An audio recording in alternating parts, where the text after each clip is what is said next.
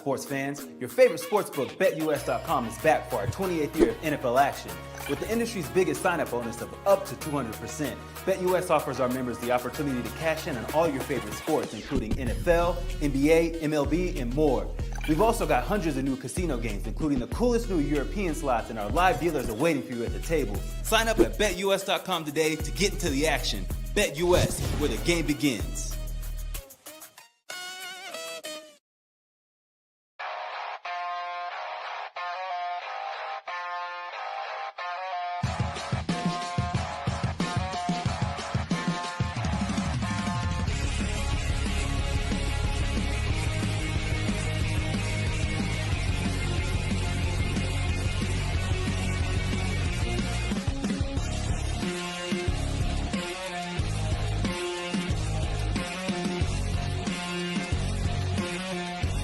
And now, broadcasting live from Las Vegas, the Snake Sports Talk Show with Jake Silva starts now.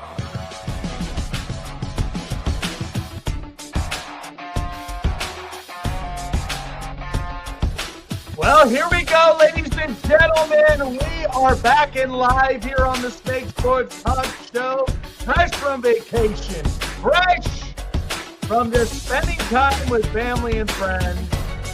Absolutely loved it, and so happy to have you all here, wherever and however you may be watching and listening. Thanks for making us part of your evening, and we got a lot to talk about because breaking news is happening left and right just before the show even began. So there's really a lot to talk about up from here, but I got to tell you, I watched a bit of some college basketball. I watched a bit of some NBA, and I've even watched a bit of some hockey. So I'm really ready for baseball season around the corner to start up. And we've got opening day. It's a perfect time of year because, of course, March, it's beautiful. During the times where you've got spring in the air, spring forward. It's nicer weather, especially here up in Colorado. I really absolutely love it. So let's talk about this. So first off, we're going to talk about the two signings. So the first I want to start with is Russell Wilson to the Big Apple, the New York Giants. So I feel good today about Russell Wilson being a part of the New York Giants before I even feel good about Aaron Rodgers to the Pittsburgh Steelers. Let me tell you why. My big thing about this is because the Giants, it feels like they are trying to get a veteran in this room because they do not. And I don't even know if they're going to take a quarterback, to be truthfully honest with you. When you have, you've got Jameis Winston, you now have Russell Wilson, and you also have Tommy DeVito. It seems to me like the direction they want a veteran quarterback in the middle of this room, and that's kind of the direction they're going with. But I don't blame Brian Daboll. I think a lot of this is it's interesting with what Joe Shane is doing. You know how I feel about him because obviously everything's on the table. So you got to make it right. You got to make it right in this draft. So I feel like that in this kind of predicament, they want a veteran quarterback who are going to work with a lot of these young receivers, Jalen Hyatt and Malik Neighbors. And I'd say you got to give them a running back. You got to give them something. You got to at least work on this offensive line. I've been harping on this all throughout the offseason. The Giants are just in an interesting position because you watch the Commanders have Jaden Daniels in his rookie season and look at what he's become. And then you got Dallas, who once the injuries went down, it was a completely different team. And I felt a lot like this was a regression for the Cowboys. And then at the same time, Philadelphia, they are the prime ones in the NFC East. And now here are the Giants trying to make it right and trying to at least get these youngsters up and coming and rolling. But I feel like because of this signing, I don't think they're going to take a quarterback.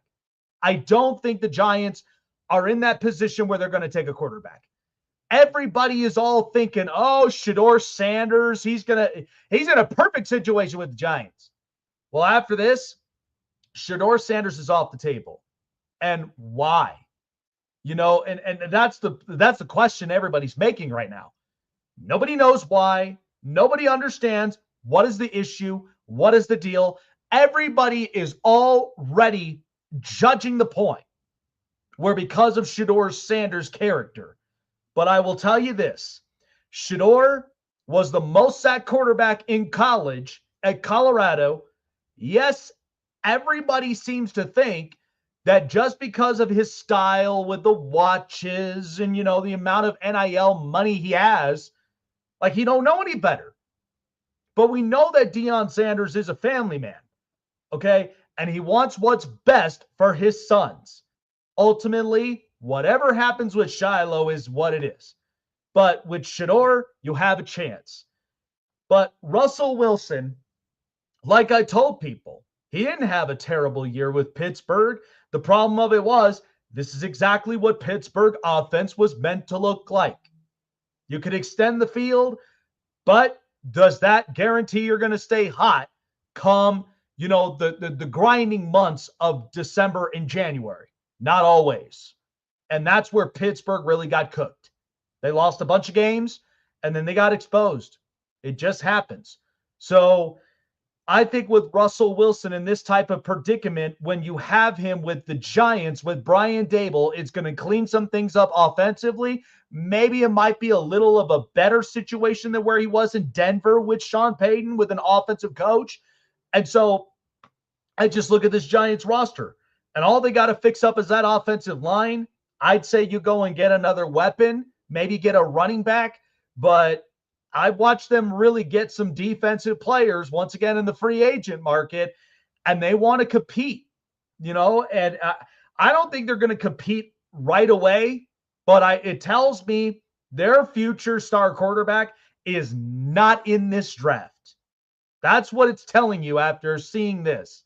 But remember, you have Russell, who you are trying to unlock his potential.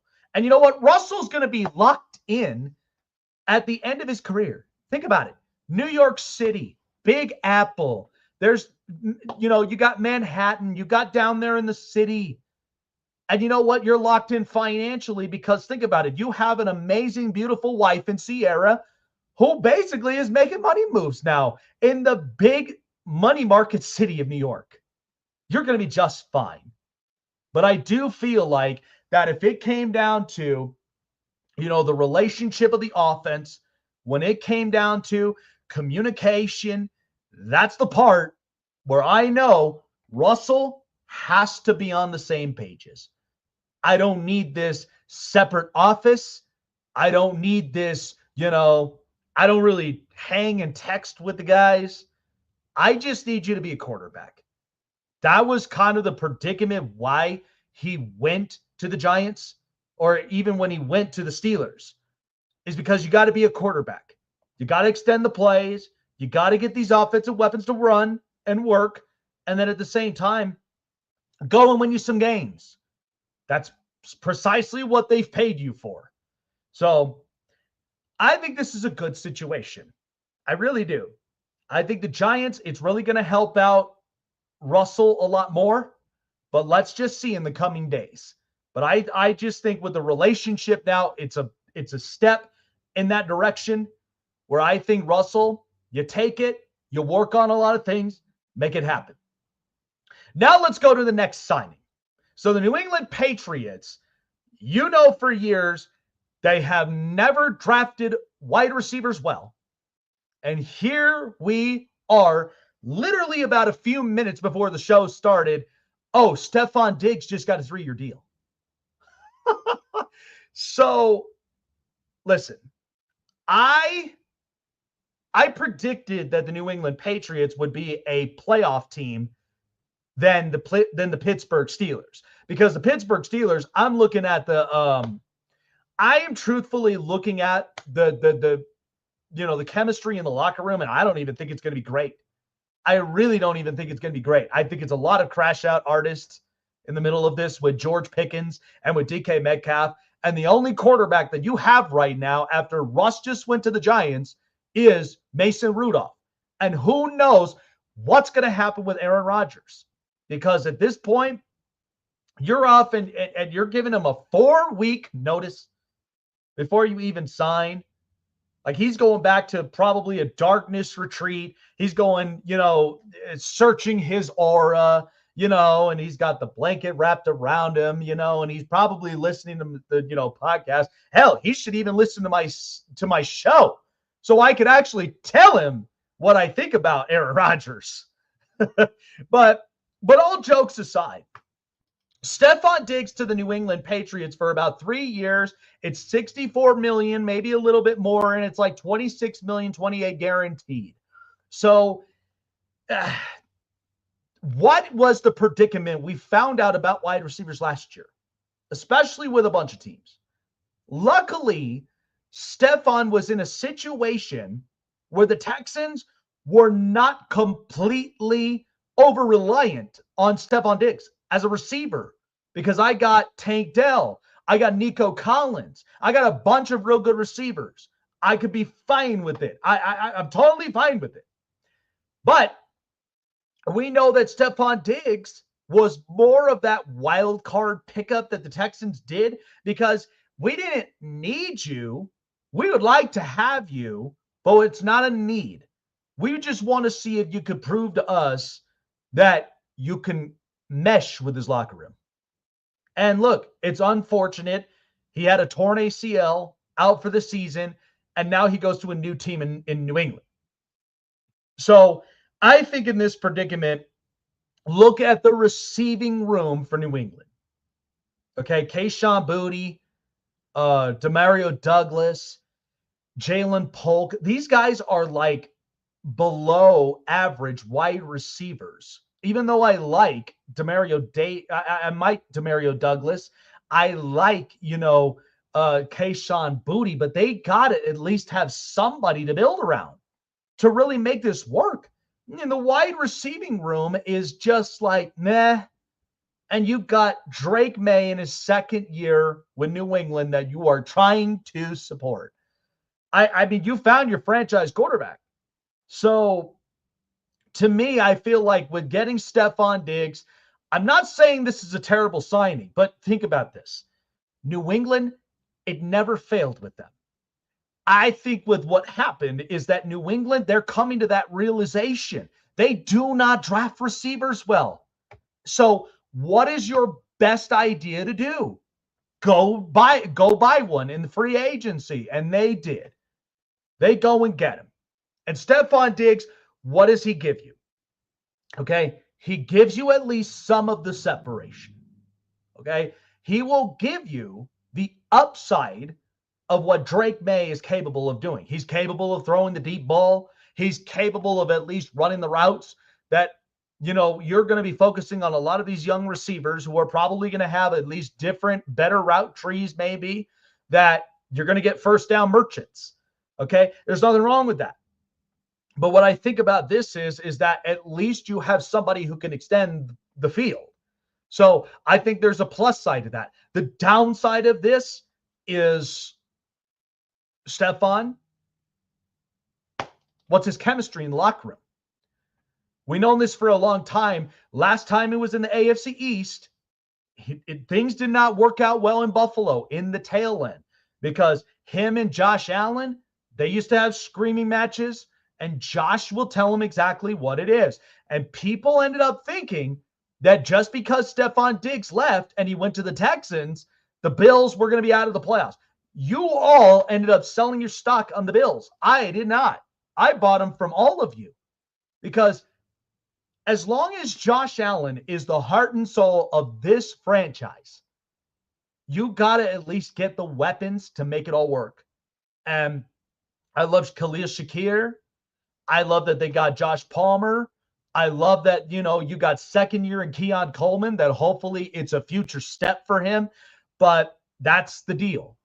And Buffalo, it's very, very difficult to trump over a team that has won the division for several years. It's the same way we felt about with the Patriots for years when it came to Tom Brady. It was so hard because everyone wanted to be like the Patriots, but they did not know how to. They did not know how. And so, to me, the Patriots are in a type of year where I still feel like they are more of a playoff team than the Pittsburgh Steelers. I'm just going to be completely blunt and honest with you.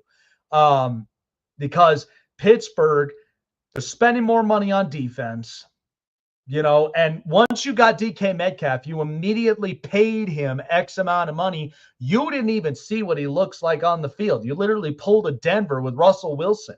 So who knows what DK will look like in that locker room, especially with George Pickens.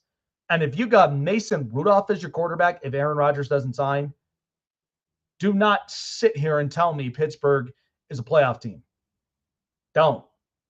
You got a rebuilding offensive line, and like I told everybody is that Pittsburgh made me like they literally looked at me sideways when I said trade away TJ Watt and get the high-end value that you're going to get with him.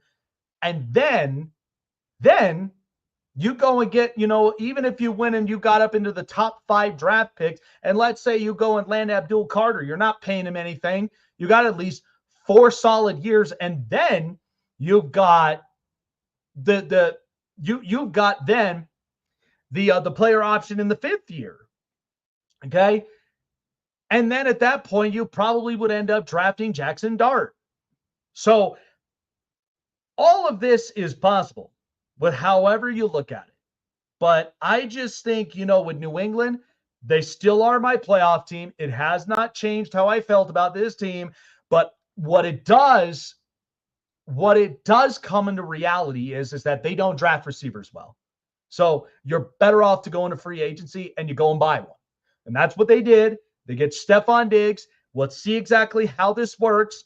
And, we'll figure all the rest of that out later. But that's kind of with where we're sitting at here today. But again, it is interesting when you look at free agency from top to bottom.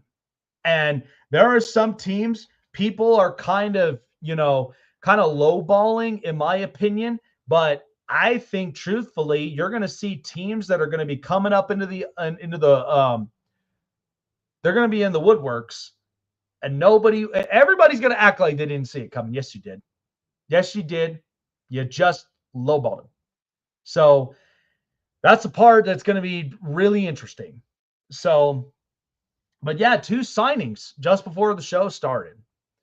I love it, though, every time when that does happen. So good stuff. Lots and lots to break down here.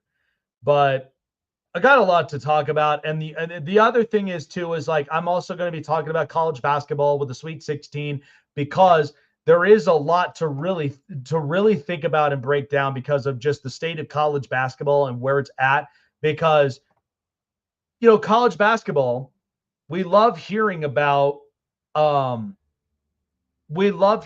these Cinderella stories. We really, really do. I'm not against them, but this is the kind of tournament that this is where the NIL is coming into play, and it's shaping with what college basketball is supposed to be. And that's where we're going to find that out more here coming up next. All right, folks. Well, what's funny is we're straight into the spring. Beautiful weather, especially too with the way that the weather's really favored out here in Denver, Colorado. I absolutely love it. However, because it's the springtime, you know exactly what's happening. Baseball season is up and around the corner, and you gotta love it all. And to start off the baseball season in full swing, swing for the fences with BetUS today. All of the best betting lines and prop bets all season long to get you geared up for the up-and-coming season. There's so much to look at with BetUS. They got so much just for you. I'm really excited for this up-and-coming baseball season. I think it's going to be fantastic. It's going to be fun and entertaining. And truthfully, there's just going to be a lot of stories. But with BetUS, with their award-winning sportsbook for over 30 years, and not to mention their casino entertainment. Check it all out for yourself at BetUS while going through the Sweet 16 of college basketball, the NBA playoffs, NHL playoffs around the corner, and the start of Major League Baseball season. It's going to be a fun one all summer long, but don't miss out on all of the things you need to know about with their award-winning sportsbook at BetUS.com. Sign yourselves up, link in the description, and try it for yourself. 3 of your first deposits when you sign up, $50 or more, that adds you up to $2,000 in bonuses. Okay? That's triple the fun of winning in all of those in your first 3 deposits, not to mention your very own account manager when you sign up to give you the best of the experience. Gambling problem, call 1-800-GAMBLER or seek therapy in your respective states wherever you may be. Because BetUS, they don't want you to gamble irresponsibly. They don't want you striking out all the time, and gambling recklessly. They want you to be smart at the plate, especially during baseball season. So check it out for yourself. BetUS, where the game begins. Want to find your seat for the event of your choice but can't get one that fits your desire or your budget? Well, my friends, SeatGeek has you covered. SeatGeek is the official sponsor of the Snake Sports Talk Show. With a list of over hundreds of events to choose from, SeatGeek will assure you that you won't miss your seat with the amazing view of your choice at the most affordable price. Whether it's looking for your best seat in the house of your favorite sports team, finding live concerts that get you closer to your favorite artist, or enjoying your spot at your favorite live shows, comedies, and more, SeatGeek has it all just for you. Go online to SeatGeek.com or download the app on your mobile device through Google Play and the App Store. And as a special offer before checkout, use promo code SNAKESPORTS and save yourself $20 off of your purchase of your first ticket and experience why SeatGeek is the most trusted ticketing app for your next event. Remember, that's SeatGeek.com and download the app on your phone with promo code SNAKESPORTS for $20 off and find your seat with SeatGeek. Looking for a show with the best takes and opinions? Want a show with the best coverage around the world of sports? Jam-packed with an all-star interview lineup? Then the best place to find it all, sports and entertainment, is right here. Join Jake Silva on the Snake Sports Talk Show, presented by SeatGeek and BetUS. Weeknights at 8 p.m. Eastern, 5 Pacific on Sports Wave Network. Snake Sports Talk Show is sponsored by Muscle Tech, with hundreds of supplements and vitamins to choose from, all packed with 100% all-natural proven ingredients. You can be sure that Muscle Tech will give you the edge and the boost to train and look like your fit and healthy best, whatever your goals are. Try Muscle Tech today and use promo code SNAKESPORTS to save 30% off your purchases.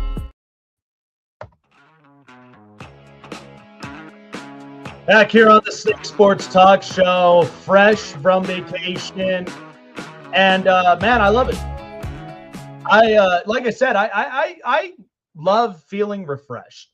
And at the same time, I like to kind of clear my mind. I mean, it's been a while since I've been back up in my hometown, over a year and a half. But it was nice.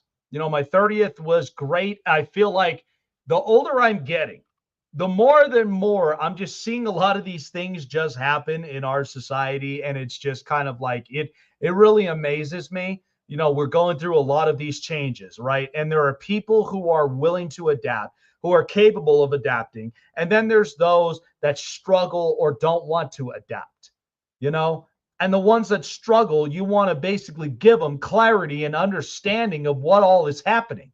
Because that's the thing. Sports in itself, and even in society, there's a lot of things that are very adaptable. Technology itself is evolving every year. It's evolving every single day. So, when I look at this with college basketball, okay, last year I wasn't really big into the college basketball tournament. I really wasn't. Okay. I just didn't have anybody really to follow outside of Zach Edey at Purdue. That's really the only one. This year, I've got Duke and Cooper Flag. I've got Arizona. And then even I've got the story between Auburn and Michigan. Okay. There's a lot of things you're looking at right now that are really going to shape this puppy up. Now, again, all these other, like these Cinderella schools, okay, Lipscomb, Marquette, Bryant, VCU, Montana, St. Mary's, Robert Morris, all these other schools, even Mount St. Mary's, okay, all of these schools, they all pose like, they're coming in and they want to be the Cinderella stories of college basketball. Well, this year it's taken a different turn, okay, because the number ones and the number 2 seeds are still alive, and that's Auburn, Duke, Michigan State, and Alabama. Now, I've said this to everybody, okay, because right now what you have implemented is you've got the ACC with Duke, and you've also got BYU, Alabama, so you got at least a bit of your Big 12 and your SEC. Okay, so you have at least those schools from there, So it's the SEC in the Big 10 at the end of the day, because Michigan has been arguably playing their best basketball. They have. And, when you look at Ole Miss and Michigan State, it's going to be interesting. But Duke and Arizona, that's going to be an interesting game for one, because I'm watching every single one of these college players, okay? And the only one that I feel so good about is Cooper Flag, because this is one of the things that I've been saying about the NBA, which has been a problem, because you're looking at the G League, you're looking at NIL, and you're looking at all this other stuff. The NIL, like I said before, it's changing and evolving the way that we look at college sports, and mostly for our collegiate athletes. So when I watch, in college football, okay, when I watch the transfer portal, I'm watching teams like Ole Miss, who literally changed up their roster, but then they didn't even make it to the college football playoffs. Okay. The ones who did was Arizona State, Boise State, Indiana, and then you got SMU and Clemson. So the team in the SEC, the SEC, it wasn't even great in back-to-back years in college football. But what's changing about this is, because I haven't had something like this probably since Florida won the Natty. So, when watching SEC basketball, Alabama has put themselves and building into a program that is really, really competitive. You watch Ole Miss, you watch Auburn right now. I mean, what's not to like about this? What is not to like about this? When you think about the NIL, this is exactly what this sets. Okay, this is the setting of it. There are no Cinderella teams in the Sweet 16 this year. None. All of them are up and in the rankings of 1 to 6, which tells you it's getting competitive. And these college programs, when you look at it from top to bottom, this is exactly what you play for. Bar none. This is what you play for. And it's exactly why the NIL is it's benefiting for college sports, because ultimately, sure, it's nice that we've got these Cinderella stories. Okay, I get it, I really do, but we have to be honest and add context in this. Is that some of these Cinderella stories, when do they have at least 2 impactful players on their rosters and on their starting 5, and they go up on a run? I mean, I thought St. Mary's would have done something, but it wasn't until, or St. John's. I thought St. John's would have honestly have been the play with Rick Pitino, but nope. Arkansas and John Calipari ended up coming away with it. And to be truthfully honest with you, I think Arkansas may end up beating Texas Tech. So as it stands right now, you have Texas Tech, Arkansas, Kentucky, and Tennessee. You got Houston and Purdue, Florida and Maryland. And then you've got Ole Miss, Michigan State, Auburn, Michigan, Duke, Arizona, and BYU, Alabama. And what you're seeing is that majority of these teams are in the SEC. Okay. They're just evolving differently. And just because, the Big Ten, they've won the college football national title twice now in a row with Michigan and then with Ohio State does not mean that the SEC is dead in college football. Okay. And then when you look at the state of the SEC, I'm watching Arkansas, I'm watching Kentucky and Tennessee, which that I think is going to be a very, very good game there. I'm watching Florida. I'm watching Alabama. I'm watching Ole Miss. I'm watching Auburn. So there is a lot. There's a lot. So again, this is part of the reason why the NBA has to be better with as far as, trying to build these youngsters. Because as of right now, NBA is in this predicament where there are teams that are going to probably tank for Cooper Flag. But if this was the predicament, the teams that try to tank, they get penalized. But you look at the product of all these sports, which is why the NFL and college football have such a healthy relationship. They do. They really do. I get college players ready to play by day one. That's the beauty and the benefit of college football. And I walked and knew these guys, okay, all throughout their entire walks in college football. But because the NIL now is involved, it's going to encourage a lot of these collegiate students to at least stay for a couple of years in college. You're already earning the amount that you are in NIL deals. It's getting you prepared for that future. And maybe the NBA's products will get better, because that's what we want. You can't be overly reliant on LeBron James being the face of your league. Okay. Eventually he's going to retire. So you got to come up with something new in that. And that's why with the NIL and college basketball, this is a beauty to watch because this is exactly what the NIL was supposed to do. It's what it was meant to look like. Now, I will argue this, that I do think that there needs to be a structure and consistency with the NIL, and especially too when it comes to the transfer portal. I mean, I just think with how the NIL has truthfully impacted college sports, this is initially with what it's supposed to look like. College football is much more competitive and it's also very entertaining and we love it. Okay, we love football.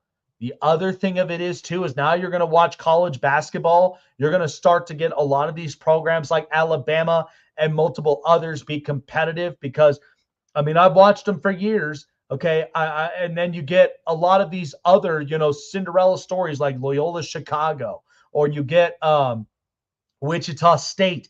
You get like a lot of the Dayton, all these other college programs. Okay. But if you know it, the top programs I've ever known has been Duke, North Carolina, Kentucky, and then you look at now where you got Arkansas with John Calipari, and it looks like things are really looking good for them. Not to mention, you even had your UNLVs. And at the same time, Florida, they've had a good run. Syracuse, they had a good run. Michigan State, they've had a good run. So there are a lot of these competitive teams, and that's what you would want. You want more competitive drive. I also want to know all these players. And I feel like this year, you might actually start seeing it with not only with just Cooper Flag, but hopefully potentially others who are going to step into the same reign as where we are in college basketball for the next few years. Time for the news. This is the hot press. I just think with college basketball, this is exactly with what you are trying to push for. And this is exactly with where it needs to be. So, all right, well, the news on this, as we said, so sources on both those signings, we talked about it earlier. Russell Wilson agrees to a 1-year, $21 million contract with 10.5 guaranteed. So the Giants didn't even overpay for this quarterback at all. So 21 million with 10.5 guaranteed. I think he's kind of coming to this point where he's on the tail end of his career, and you get at least as much as you possibly can in the tank. But I think Russell is just he's just kind of living this out right now. So Russell Wilson in last season, okay, he went 6-1 in his first 7 starts and found early success. And that wasn't until they went on to that 5-game losing streak where he threw just 6 touchdown passes and turned over the ball 4 times and was sacked 18 times during that stretch. So Wilson finished the season with a 6-5 record as a starter with 16 touchdown passes and 5 picks, and completed 63.7% of his throws and was sacked only 33 times. So we know the timetable is really getting up for Russell Wilson. But I think what this does for the New York Giants, I don't think they find their franchise quarterback in this draft. I think truthfully this now just kind of throws this out the door, because now you got Jameis, and Jameis, truthfully, I mean, with the experience, and at the same time, he's got a personality on him. I love him actually as a broadcast personality, because I think he's just perfect for the job. He's got a gig by the time he's done. But Russell, it's like age is getting up there. I think at the same time too, I mean, even with the injuries, but I just think with Brian Daboll, he's going to be the type of coach that I think could really transform Russell. It's not like he had an egregious year. I just think, as you get older, certain things don't truthfully end up working well physically with your body. But now it's like, I just think at the same time, this is going to be something that's going to be interesting to watch. So, but again, the Giants, I feel like their franchise quarterback is in the next draft. And that's what it's trying to tell you, because everything right now, I feel like with a lot of these teams, keep your eyes on them. They are going to focus on the depths on positions that need to be filled in this draft. That's what they're going to work on. And then they're probably going to end up preparing that by the time that the new franchise quarterback comes into the door. But what I feel like with this is that you want this team to be slowly competitive, because Joe Shane, like I said, he has that narrative over his head. So unless he can make that work, this is kind of where it's sitting at this moment forward. So then the next signing that happened just about a few minutes later was the New England Patriots and signing wide receiver Stephon Diggs to a 3-year, $69 million contract with the Patriots, and $26 million guaranteed included. So the 31-year-old who suffered a season-ending injury, a torn ACL with the Texans last year, is back on track for Week 1. But to that point, Diggs was 7th in the NFL in catches and was 2nd on the Texans with receiving yards at 496. And so, but the thing about this is, CJ Stroud had a passer rating of 104 and completed 73% of his passes when he was targeting to Stephon Diggs. So what this tells you is that with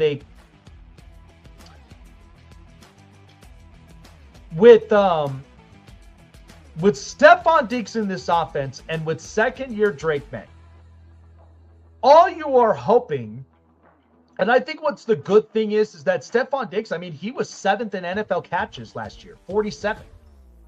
It was up to that point. to me, I think you give him at least that viable weapon to really help out with this offense. Because the Patriots know they cannot draft wide receivers well. And I think they have been coming to this conclusion, because the last time that they've even signed a wide receiver of this caliber probably was Randy Moss.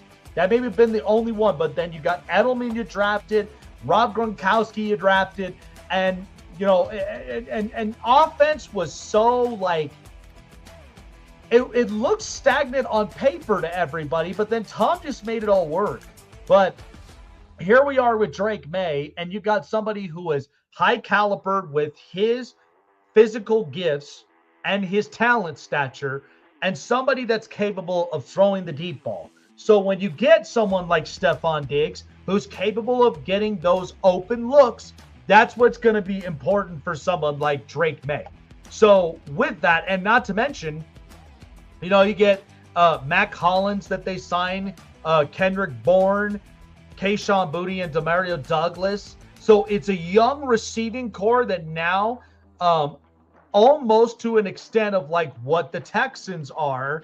I mean, I think they found their veteran receiver with Nico Collins, but then at the same time, you're not sure if Tank Dell is going to be the same. So what do? You go and you get Christian Kirk. You go and get another wide receiver. Because truthfully, I think they're going to end up drafting one in this draft, because the question mark is obviously on Tank Dell with his injury. That's the question mark that is lingering on everybody's heads. So, but with Diggs coming in back with the AFC East, I think it's an interesting move. I'm curious to see with what the shape of the locker room is going to look like. With Mike Vrabel, who we know is a tough guy. We know that he's all about, in the trenches, and he's all about getting that one receiver to get open. And so that's the part that's going to be really interesting to me. All right, breaking news. So this just broke out a few minutes ago. And this sucks for the Milwaukee Bucks. But Damian Lillard has been diagnosed with deep vein thrombosis in his right calf. It's a blood clot and is out indefinitely. So now you're losing Damian Lillard with the Milwaukee Bucks, and this is just sad to see. So again, Dame and company, I mean, I had some hopes for this team, and they're sitting 5th right now in the seeds in the Eastern Conference, with the Cavs and the Celtics both punching their ticket into the playoffs already. And you've got the Knicks, Pacers, the Bucks, the Pistons, and you have potentially the Hawks, the Magic, the Bulls, and the Heat playing in the play-in tournament. Okay, so this is crushing for Milwaukee. But it leaves you with a question mark of how long are we going to honestly see this? This is tough. I don't know. And when I look at the Eastern Conference, because if you're playing up against a team like the Cavs, who know how to shoot well, the Celtics, who know how to play you, both physical and offensively, and you got the speed of the Pacers, and then you got the Knicks. This is not going to be easy for Milwaukee at all. It's not going to be easy. They've had a tough road trip, 16-19, but at home they're better, 23-12. But I mean, this has been an interesting season, to say the least. But they're not entirely like the Milwaukee Bucks that I remembered when they had Adrian Griffin, because you fire a guy who made you 2nd in the East that one year, all because you felt like that this team wasn't quite to the extent of what Giannis wanted. So again, with losing Damian Lillard, it sucks. But could this be the end for Giannis in Milwaukee? That's the question mark that everybody is posing right now for in the NBA. Tough, crushing blow, but I hope for the best of his health, for the procedure with the blood clot, because these have been popping up as of recently, and it sucks. It is not fun. So I hope the best for Dame, but what a crushing blow to Milwaukee. I don't trust this team, even if they make it into the playoffs. I just think, they've tried. They're not entirely the same team as I would have looked at them in the past. So this is just unfortunate. All right. That was the news. This is the Hot Press. So I want to talk about, Pittsburgh for a second, with now Russell Wilson going to the Giants. Justin Fields goes to the Jets. So both Pittsburgh quarterbacks are both going to New York teams. They're just on opposite sides. So what this poses right now for the Pittsburgh Steelers is that it's Aaron Rodgers or retire. Aaron Rodgers, 28 touchdowns, 11 picks, was not completely terrible. But I will say this. Aaron has moved into this stage where he's very talented, knows exactly what to offer, but has not appeared in a Super Bowl in 14 years and seems to have a hard time getting back to the Super Bowl. And at the same time, like the chemistry is a little bit off, and you put him in that same locker room with DK and with George Pickens. Watch how quickly that this spirals out of control, especially when you have somebody of a defensive mind like Mike Tomlin. Okay, those are the parts that I know that I criticize. Do I trust Tomlin that well that this is what it's going to be? It's hard. I don't know, you guys. I'm at a point where, I'm looking at all these other teams, and what I see is fits, chemistry, and the type of gameplay that they're going to end up playing. I mean, I'm telling you, they lose Najee Harris to the Chargers, okay? And I feel like they're losing their 1,000-yard rusher with an offensive line that was kind of okay, not great. I mean, Russell got sacked 33 times. And then at the same time, I mean, you look at Justin Fields, whether he's running for his life or, whatever the case may be, but that's hard. That's extremely difficult for someone like, for any quarterback that comes into this, like that just comes into this type of predicament. It's really hard. I don't know what to make of this, truthfully. I think this is honestly and truthfully, it's difficult with where they seem to be at right now. But I'm telling you, if you're rolling with Mason Rudolph, this is precisely the reason I do not believe that this team would be a playoff team. Tell me otherwise. Okay. I mean, again, I like some of the players they have, but I cannot book on this fact that this is what's happening. So, and especially when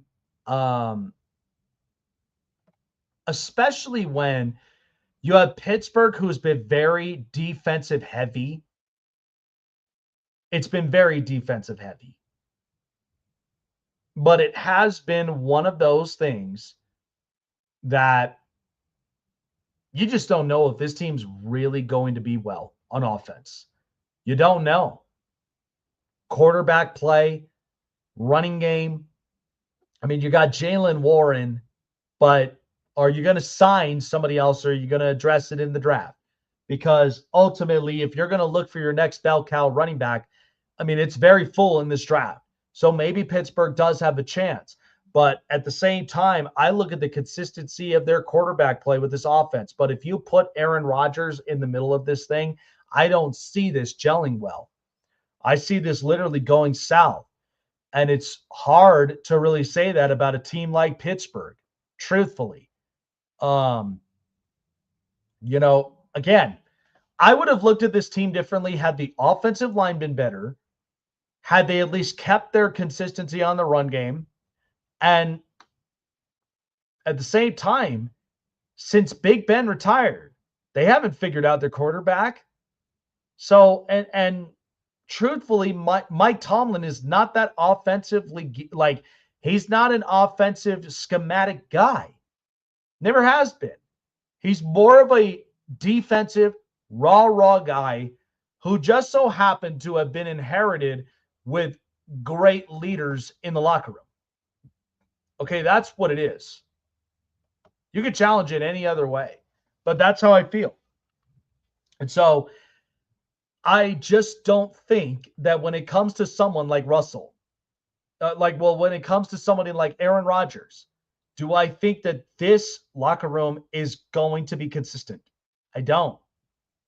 I mean, just because New England signed Stephon Diggs, I still have him as a playoff team. And the only reason of it is because they come to realization they don't draft wide receivers well at all. They don't. They miss on a lot of them. N'Keal Harry, remember that? They took Jalen Polk over Ladd McConkey. How did that work out? They don't draft receivers well. So they've come to this argument, and I think they've settled it, that we would rather take a wide receiver in free agency before we end up taking a wide receiver in the draft. I could see them maybe, potentially going tight end, but, they have one already in Hunter Henry. Why would they need another one? I get it if they're trying to at least get depth in the room, but it's not like it's a place of need. But at the same time, they spend up a lot of money. They got defensive. But this is the other thing. I think that if you get someone, and this is what I was talking about earlier, but if you get someone like Travis Hunter with Stephon Diggs and all these receivers, whether you're going to play him at receiver or corner, I think Travis Hunter would be ideally the best thing that can happen. Or maybe even the corner Will Johnson. But New England has a lot of interesting things to think about. They really do. And, it leads me to this, because the draft this year, there's a bunch of teams I'm looking at. But I look at the 20th, the 22nd, and the 26th spot. And whose teams are those? Denver, the Chargers, and the Rams. Those are the three teams right there that are in very good prime spots that they could either draft back, or they could either draft up, move up into the draft, and maybe potentially take their guy. And the only reason of it would be is unless something were to happen with as far as the tight ends go. But that's up to the Jets and the Colts. But this is a very, very hefty draft for a lot of very good depth pieces of what you need. So, again, I just think with some of these teams, you understand their identities. You understand them. Pittsburgh's identity is pro defense. Okay, they are so defensive heavy that their offense takes tolls all the time. Who knows how the chemistry is going to work from here? Okay. And then you look at someone like you look at some other teams, and they don't draft receivers well, like New England. Okay, they've never drafted receivers well at all for years. Okay, they've been better off just signing guys, off the free agent market, and that's it. That's the guarantee that you have. So I think these are pretty interesting signings. I really do. This happened just before the show even started, so at least I had, storylines, truthfully, to talk about. But when I look at some of these free agent signings, there are some of those signings that they got pieces they know they needed. I mean, Chicago, beef up the O-line. That's what Ben Johnson does. Okay? And he ain't even done quite yet. So they beefed it up. There's certain teams that drafted for depth, or they signed players for depth.